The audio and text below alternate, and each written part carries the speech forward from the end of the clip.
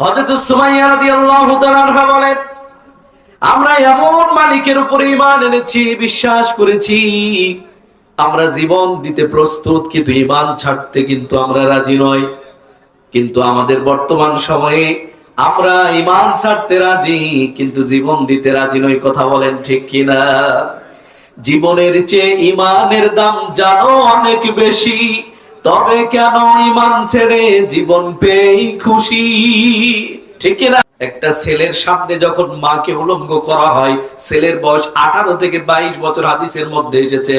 এমন একটা বয়সে ছেলের সামনে মাকে যখন পুরোটা উলঙ্গ করে দেওয়া হয়, ওই ছেলের কাছে লজ্জার আর কি থাকতে পারে? কথা বলেন ঠিক কিনা? ঈমানের পথে অবিচল থেকে আমার মরণ যেন হয়। দুনিয়ার মানুষ আমরা যারা আছি, কোনো কিছুর গুরুত্ব বোঝানোর জন্য আমরা আল্লাহর কসম করে বলি যে আল্লাহর কসম করে বলছি, এটাই সত্য। কথা বলেন ঠিক কিনা? কিন্তু আল্লাহ পাকের কোন জিনিসে, আল্লাহ পাকের এমন কোন বস্তুর উপর কসম করার দরকার হয় না। আল্লাহ পাক কোন জিনিসের গুরুত্ব বোঝানোর জন্য কসম করে থাকেন। তাই আল্লাহ পাক বললেন ওয়াল আসর। ওয়াল আসরের সব শাব্দিক অর্থ হচ্ছে, কোন কোন মুফাসসির বলেছেন আসরের রক্তকে বোঝানো হয়েছে, কোন মুফাসসির বলেছেন এটা দিয়ে সময় বোঝানো হয়েছে, কেউ বলেছেন এটা দিয়ে কাল বোঝানো হয়েছে, কেউ বলেছেন এটা দিয়ে ইতিহাস বোঝানো হয়েছে, আবার কেউ বলেছেন এটা দিয়ে যুগ বোঝানো হয়েছে। তাহলে এই ওয়াল আসর, এই শব্দটা দিয়ে আল্লাহ পাক বললেন সময়ের কসম। আমরা একটা ধরেই নিলাম, আল্লাহ পাক কিসের কসম কাটলেন? সবাই বলেন সময়ের কসম। 2 নম্বর আয়াতে আল্লাহ পাক বলেন ইন্নাল ইনসানা লাফি খুসর। আল্লাহ পাক বলেন নিশ্চয় সমস্ত মানুষগুলি ক্ষতির মধ্যে নিমজ্জিত। এখানে কিন্তু ঈমানদারদেরকে টার্গেট করে বলেন নাই, এখানে সমস্ত মানুষ, এই পৃথিবীতে যত ধর্মের বর্ণের মানুষ আছে, শুধু মুসলমান না, যত ধর্মের মানুষ আছে সবাইকে ইন্ডিকেট করে আল্লাহ পাক বললেন ইন্নাল ইনসানা লাফি খুসর, নিশ্চয় সমস্ত মানুষ ক্ষতির মধ্যে নিমজ্জিত। কিসের মধ্যে? এরপরে আয়াতে আল্লাহ পাক বলেন ইল্লাল্লাযীনা আমানু ওয়া আমিলুস সালিহাতি ওয়া তাওয়াসাউ বিল হাক্কি ওয়া তাওয়াসাউ বিস সাবর। আল্লাহু আকবার। আল্লাহ পাক এখানে জানায় দিলেন ইল্লাল্লাযীনা, তারা ব্যতীত। তারা কারা? যারা 4টা গুণ অর্জন করতে পারবে। এই সূরার মধ্যে 4টা বিষয় জানিয়ে দেওয়া হয়েছে। এই 4টা বিষয়ের উপরে যদি কোনো মানুষ আমল করতে পারে, আল্লাহ রাব্বুল আমিন জানায় দিলেন এরা ব্যতীত বাকি সবাই ক্ষতিগ্রস্ত, আর এরা ক্ষতিগ্রস্তদের অন্তর্ভুক্ত হবে না। বলি সুবহানাল্লাহ। তাহলে 1 নম্বরে বললেন ইল্লাল্লাযীনা আমানু, যারা ঈমান এনেছে, ওয়া আমিলুস সালিহাত, আর যারা নেক আমল করে, ওয়া তাওয়াসাউ বিল হক, আর যারা সর্বদা হকের পথে ডাকে, হকের উপরে থাকে। শুধু হকের উপরে থাকে তা না, বরং হকের জন্য মানুষকে ডাকে। আর 4 নম্বরে বললেন ওয়া তাওয়াসাউ বিস সবর, যারা নিজেরা ধৈর্যের উপরে থাকে, অটল থাকে এবং অন্যকে সবর করার ব্যাপারে নির্দেশ দেয়, উপদেশ দেয়। বলি সুবহানাল্লাহ। তাহলে এই 4টা গুণ যদি আপনি আমি অর্জন করতে পারি, এই 4টা গুণের উপরে যদি আপনি আমি আমল করতে পারি, আল্লাহ রাব্বুল আমিন জানায় দিলেন পৃথিবীর সমস্ত মানুষেরাই তো ক্ষতিগ্রস্তের মধ্যে, শুধু এই 4 গুণওয়ালা ব্যক্তি ব্যতীত। বলি সুবহানাল্লাহ। তাহলে এই 4টা গুণ অর্জন কিভাবে আমরা করব? আপনি আমি তো বলে বসি যে আমরা তো ঈমানদার। কথা বলেন ঠিক কিনা? আমরা ঈমানদার নিজেদেরকে দাবি করি কি করি না? এখন আপনাদেরকে প্রশ্ন করি, আপনি আমি কেমন ঈমানদার? আপনার আমার ঈমান তো আপনাকে আমাকে মসজিদ পর্যন্ত নিয়ে যাইতে পারলো না, কিন্তু সাহাবায়ে কেরাম এমন ঈমান এনেছেন যে ঈমান জীবন পর্যন্ত দিয়েছেন নবীর জন্য। কথা বলেন ঠিক কিনা? কেমন ঈমান তিনারা এনেছেন? আল্লাহ পাক কোরআনুল কারীমের অন্যত্র জায়গায় বলেন, আমিনু কামা আমানান নাস। ওই সমস্ত মানুষদের মতো ঈমান আনো। ওই সমস্ত মানুষ বলতে সাহাবায়ে কিরামদেরকে মুফাসসিরে কিরাম বুঝিয়েছেন। তার মানে সাহাবীদের মতো আপনি আমি ঈমান যদি আনতে পারি, তাহলে আমাদের প্রকৃত ঈমান আনা হবে। ঈমান এনেছিলেন হযরতে সুমাইয়া রাদিয়াল্লাহু তাআলা আনহা, ঈমান এনেছিলেন হযরতে আম্মার রাদিয়াল্লাহু তাআলা আনহু। এনাদের মতো ঈমান আপনি আমি যদি আনতে পারি, তাহলে আমরা প্রকৃত ঈমানদার। কথা বলেন ঠিক কিনা? ওনারা কেমন ঈমানদার ছিলেন একটু শোনায় দিব নাকি? হযরতে সুমাইয়া রাদিয়াল্লাহু তাআলা আনহা এবং হযরতে আম্মার রাদিয়াল্লাহু তাআলা আনহু তিনারা ছিলেন মা এবং ছেলে। হযরত সুমাইয়া রাদিয়াল্লাহু তাআলা আনহা ছিলেন মা, আর হযরতে আম্মার রাদিয়াল্লাহু তাআলা আনহু ছিলেন ছেলে।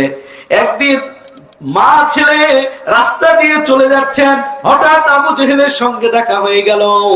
আবু জেহেল দেখতে পেয়ে হযরতে সুমাইয়া রাদিয়াল্লাহু তাআলা আনহাকে ডাক দিলেন। ডাক দিয়ে বলছে, সুমাইয়া তুমি নাকি ঈমান এনেছো? বলে, হ্যাঁ অবশ্যই আমি ঈমান এনেছি। হযরত আম্মারকে ডাক দিয়ে বলে, আম্মার তুমিও নাকি ঈমান এনেছো? ঈমান এনেছো? হযরত আম্মার ডাক দিয়ে বলেন, হ্যাঁ অবশ্যই আমি ঈমান এনেছি। এখন আবু জেহেল ডাক দিয়ে বলে, আমি বলতেছি আমি আরবের নেতা, আমার চাইতে বড় নেতা আর নাই। আমি অর্ডার দিলাম এই মুহূর্তে তোমরা ঈমান ছেড়ে দাও।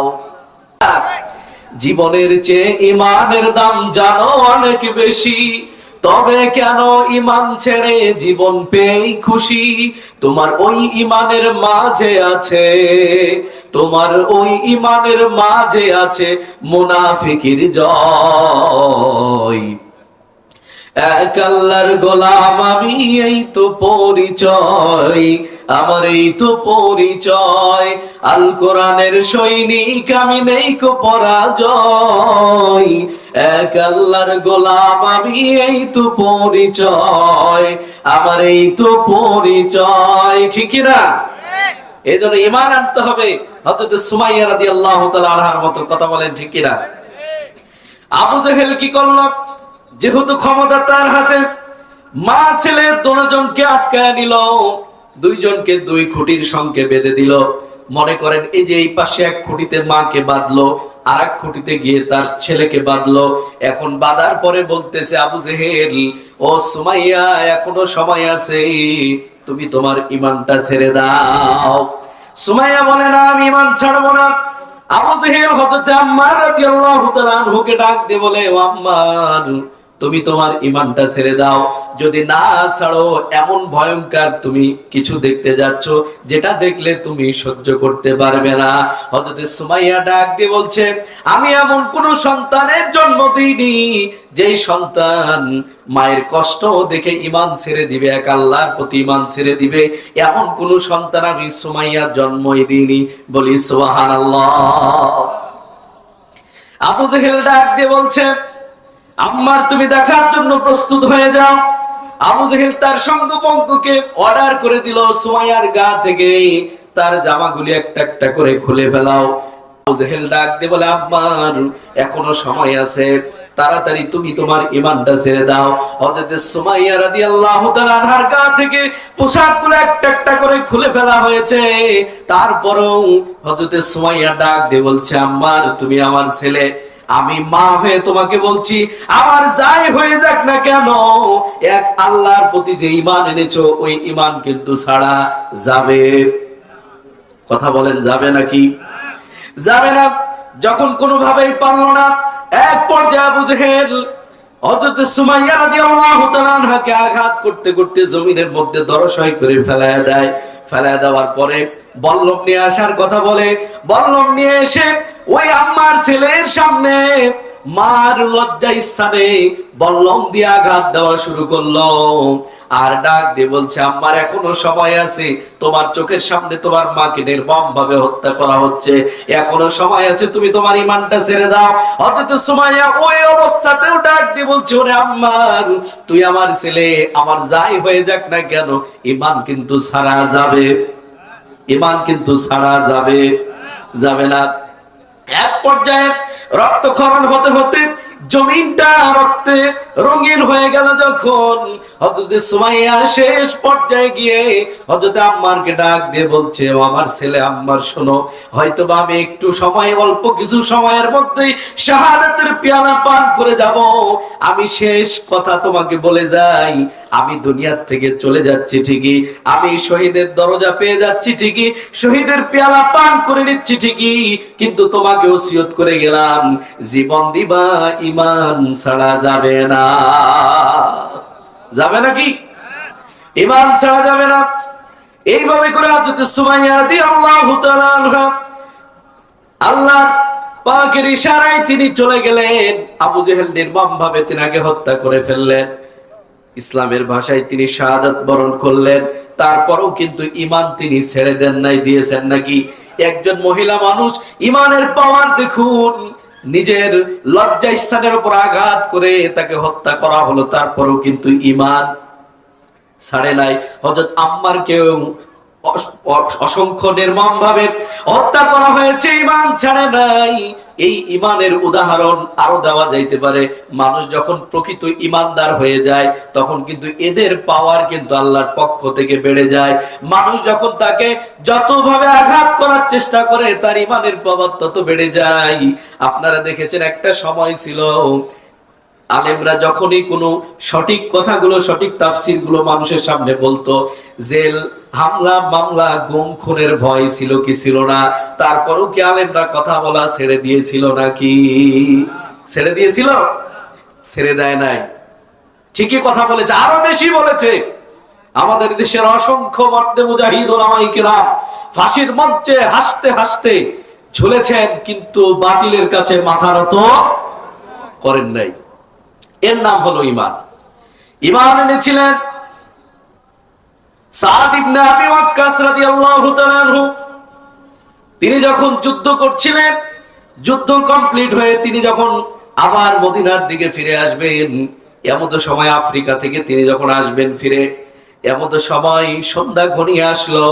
খ্রিস্টানদের সাথে পরামর্শ করলো, আমরা কয়েকজন কাফেলা নিয়ে আসছি, আমরা এখন মদিনার দিকে রওনা দিব, আমাদেরকে একটা থাকার জায়গার ব্যাপারে একটু যদি পরামর্শ দিতেন।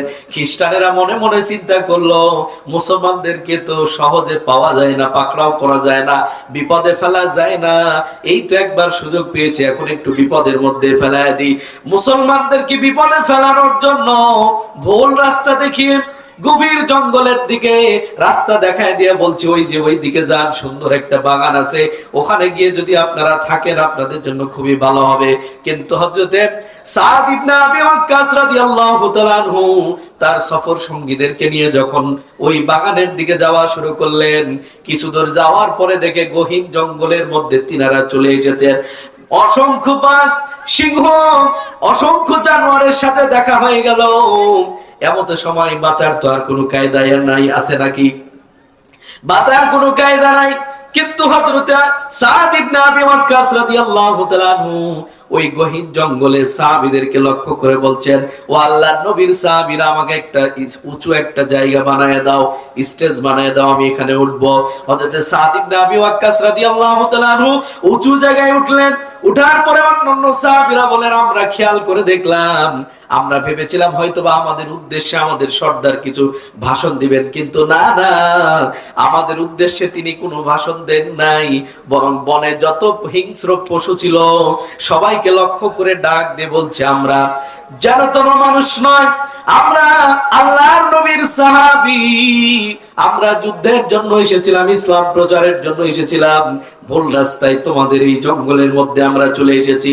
আমরা নবীর পক্ষ থেকে তোমাদের কাছে আপনার জানাই এখনো সময় আছে, তোমরা তোমাদের যতগুলো বাচ্চা কাচ্চা আছে নিয়ে তোমরা এই জায়গাটা খালি করে দাও। সাহস দেখেছেন?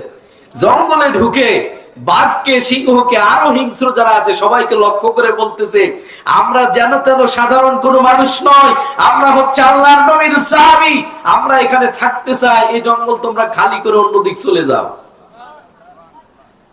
বনের বাঘ, সিংহ, হাদিসের বর্ণনা এসেছে, হাদিসের রাবী বলেন যে বাঘ তার ছোট বাচ্চাকে কোলে করে নিয়ে মুখে নিয়ে, সিংহ তার বাচ্চাকে মুখে নিয়ে একের পর এক তারা ওই জায়গা ছেড়ে চলে যাচ্ছে, সাহাবীদেরকে নিরাপদ জায়গা করে দিয়েছে, বলি সুবহানাল্লাহ।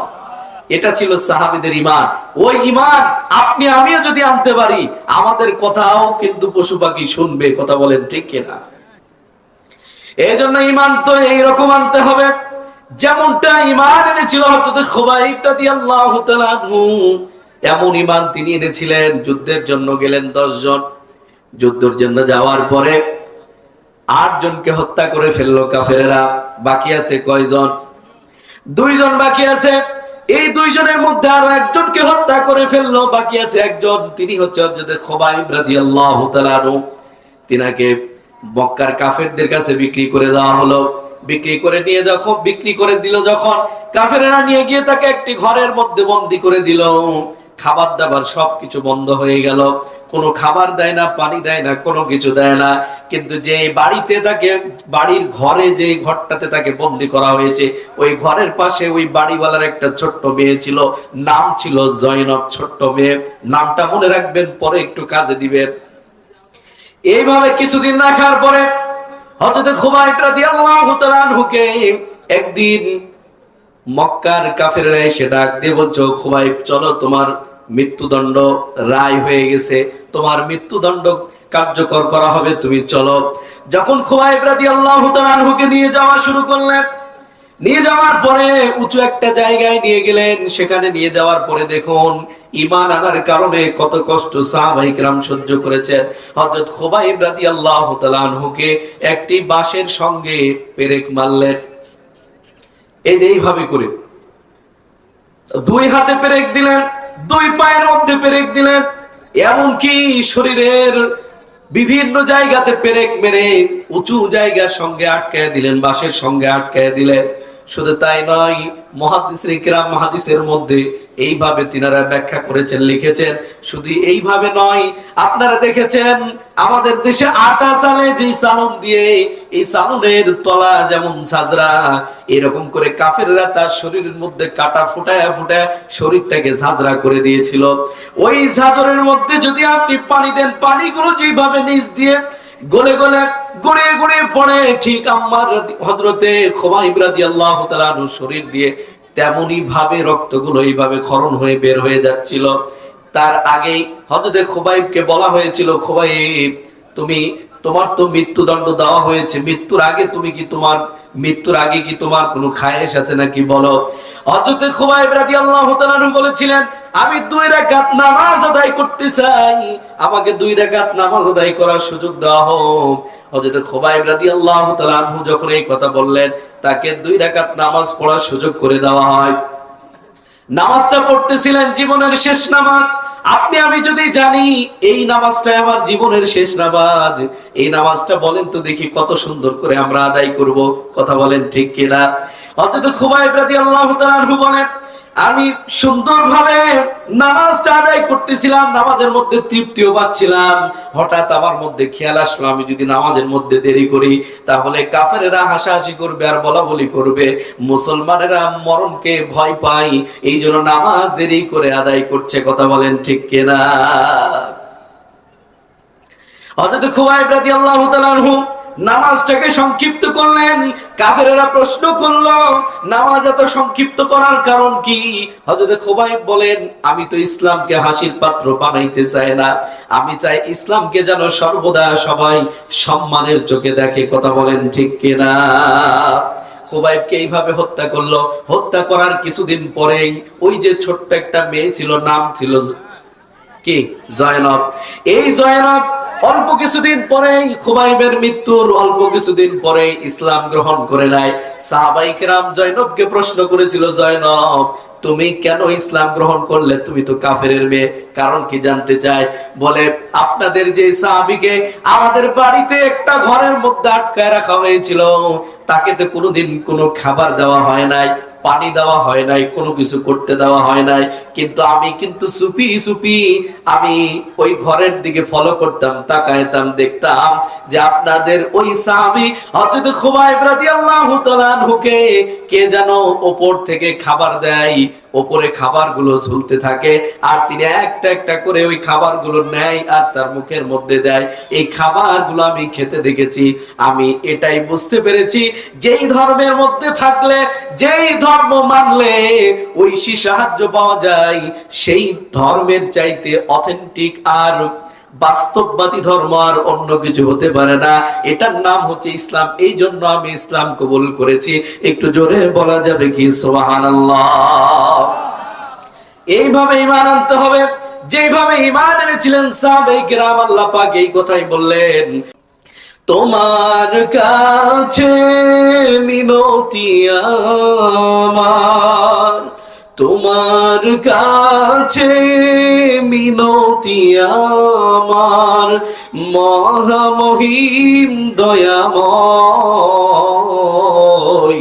প্রতিদিন মিথ্যের মুখোমুখি হয়, বেদিন ফাসিকিরা করে হইচই, প্রতিদিন মিথ্যের মুখোমুখি হয়, বেদিন ফাসিকিরা করে হইচই, আজাজিলে সে গোমরাহি সুর গান করে তুলে মোহময়, ঈমানের পথে অবিচল থেকে আমার মরণ যেন হয়, ঈমানের পথে অবিচল থেকে আমার মরণ যেন